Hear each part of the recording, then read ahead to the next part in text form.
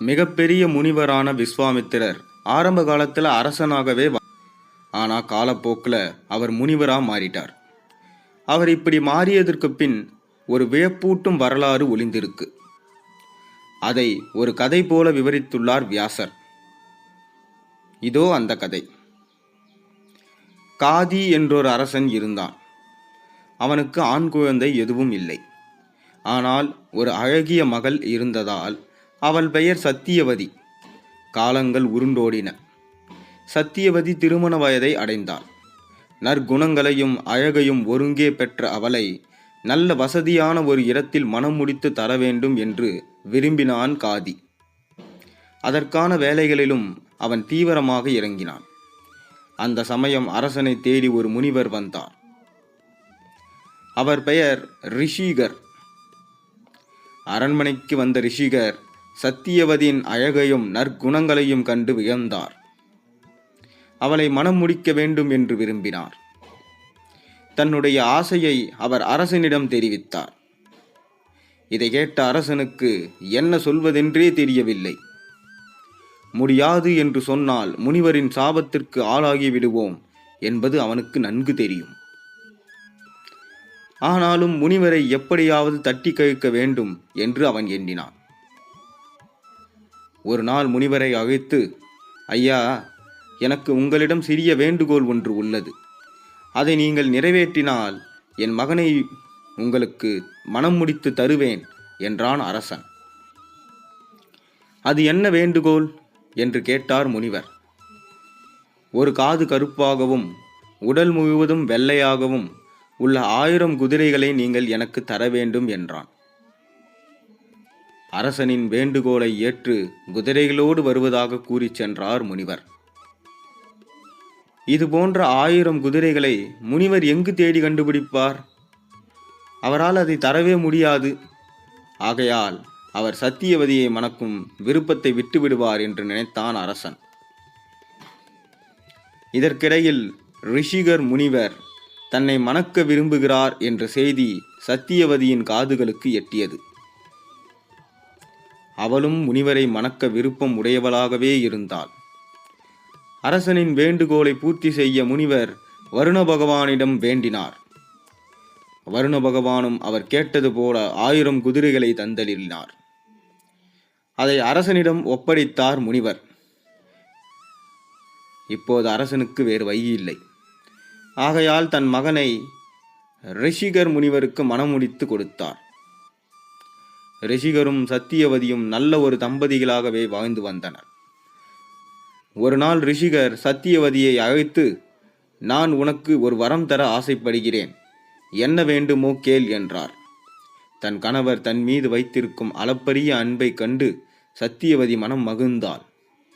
சுவாமி, நான் எனக்கான வரத்தை பிறகொரு நாள் கேட்கலாமா என்றாள் சத்தியவதி. ரிஷிகரும் அதற்கு சம்மதித்தார். ஒரு நாள் சத்தியவதி தன் தாய் வீட்டிற்கு சென்றாள். அங்கு தாயும் மகளும் அனைத்து விஷயங்களையும் பற்றி பேசினர்.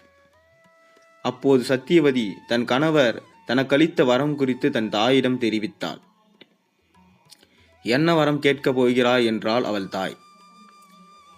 எனக்கான ஆசைகள் இருக்கட்டும், உங்களுக்கு ஏதாவது ஆசை இருந்தால் கூறுங்கள் அம்மா, நான் அதை என் கணவரிடம் கேட்கிறேன் என்றாள் சத்தியவதி.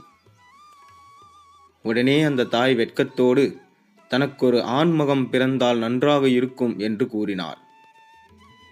சில மணி நேரங்களுக்கு பிறகு சத்தியவதி தன் தாய் வீட்டிலிருந்து புறப்பட்டு தன் இல்லத்தை அடைந்தாள். அடுத்த நாள் ரிஷிக முனிவரிடம் தனக்கான வரம் குறித்து பேச்சை தொடங்கினாள் சத்தியவதி. முனிவரும் என்ன வரம் வேண்டும் கேள் என்றார். சுவாமி, எனக்கொரு மகம் வேண்டும் என்றாள். அருமை, இதைதான் நீ கேட்பாய் என்று நான் எண்ணினேன் என்றார் முனிவர். சுவாமி, என் தாய்க்கும் ஒரு மகன் வேண்டும் என்றாள் சத்தியவதி. அப்படியே ஆகட்டும் என்று கூறிய முனிவர் சில மணி நேரம் தியானத்தில் அமர்ந்தார். பின் 2 பிரசாதங்களை அவர் சத்தியவதியிடம் கொடுத்தார். ஒரு பிரசாதத்தை குறிப்பிட்டு, இதை நீ உண்ண வேண்டும், மற்றொன்றை உன் அன்னை உண்ண வேண்டும். அடுத்த நாள் இருவரும் குளித்துவிட்டு நீ அத்தி மரத்தையும் உன் தாய் அரச மரத்தையும் சுற்ற வேண்டும் என்றார். 2 பிரசாதங்களையும் எடுத்துக்கொண்டு சத்தியவதி தன் தாயை சந்திக்கச் சென்றாள். நடந்த அனைத்தையும் தன் தாயிடம் தெரிவித்தாள். சில நொடிகள் யோசித்த சத்தியவதியின் தாய், நான் ஒன்று சொன்னால் நீ வருத்தப்படக்கூடாது சத்தியவதி. பொதுவாக எல்லா தந்தைகளுக்கும் தன் மகன் அவர்தான் சிறந்தவனாக இருக்க வேண்டும் என்று எண்ணுவார்கள்.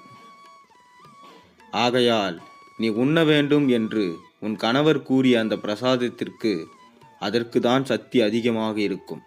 ஆகையால் அதை நீ எனக்கு கொடுத்துவிட்டு எனக்காக கொடுத்ததை நீ உண்டுவிடு. மரத்தையும் அதற்கேற்றாற்போல நாம் மாற்றி சுற்றி கொள்வோம். எனக்கு பிறக்கப் போகும் உன்னுடைய சகோதரனுக்காக இதை நீ செய்வாயா என்று கூறினார். பிறகு சத்தியவதியும் சிறிது நேரம் யோசித்துவிட்டு சரி என்று கூறிவிட்டார். அதன் பிறகு பிரசாதத்தை இருவரும் உண்டுவிட்டு மரத்தையும் மாற்றி சுற்றினர். சில நாட்கள் சத்தியவதியும் அவள் தாயும் கர்ப்பம் அடைந்தனர். சத்தியவதியின் உருவ மாற்றத்தை கவனித்த முனிவர், பிரசாதம் உண்பதில் ஏதோ குளறுபடி நடந்துள்ளது என்பதை தன் ஞான திருஷ்டியால் அறிந்தார். பெரும் தவறு செய்து விட்டாயே சத்தியவதி, நான் ஒரு அந்தணன் என்பதால் உனக்கு பிறக்கும் குழந்தை அந்தணனாக இருக்க வேண்டும் என்றும், உன் தந்தை சத்திரியன் என்பதால் உன் தாய்க்கு பிறக்கும் குழந்தை சத்திரியனாக இருக்க வேண்டும் என்றல்லவா நான் பிரசாதம் அளித்தேன். இப்போது நீங்கள் இருவரும் பிரசாதத்தை மாற்றி உண்டதால் உன் தாய்க்கு பிறக்கும் குழந்தை அந்தணனுக்கு உரிய குணத்தோடு எப்போதும் தவம் செய்து கொண்டே விரும்புவான். ஆனால் உனக்கு பிறக்கப் போகும் குழந்தையோ போர் குணத்தோடும் அனைவரையும் கொன்று குவிக்கும் வலிமையோடும் பிறக்கப் போகிறான் என்றார். இதை கேட்டு மிகவும் அதிர்ந்து போனாள் சத்தியவதி. சுவாமி, நான் செய்த தவறை மன்னித்து இதை எப்படியாவது மாற்றுங்கள் சுவாமி என்று கதறி அழுதாள். பிறகு மனம் மாறிய முனிவர், ஒரே ஒரு வழி இருக்கிறது. உனக்கு பிறக்கும் குழந்தை அந்தணனாக பிறப்பான். ஆனால் உன் தாய்க்கு பிறக்கும் குழந்தை சத்திரியனாக பிறந்தாலும் சில காலத்திற்கு பிறகு அவன் அந்தணன் போல மாறிவிடுவான் என்று கூறி அதற்கான வரத்தையும் அளித்தார்.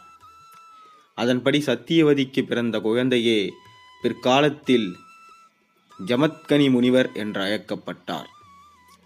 அவளின் தாய்க்கு பிறந்த குழந்தைதான் அரசனாக இருந்து பின் முனிவராக மாறிய விஸ்வாமித்திரர் ஆவார்.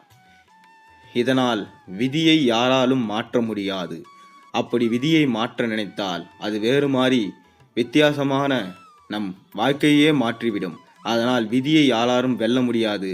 மதியால் விதியை மாற்றலாம் என்று நினைப்பது தவறு. அதை சற்று தள்ளி போட மட்டுமே முடியும். மீண்டும் வேறு ஒரு கதையில் உங்களை சந்திக்கிறேன். நன்றி, வணக்கம்.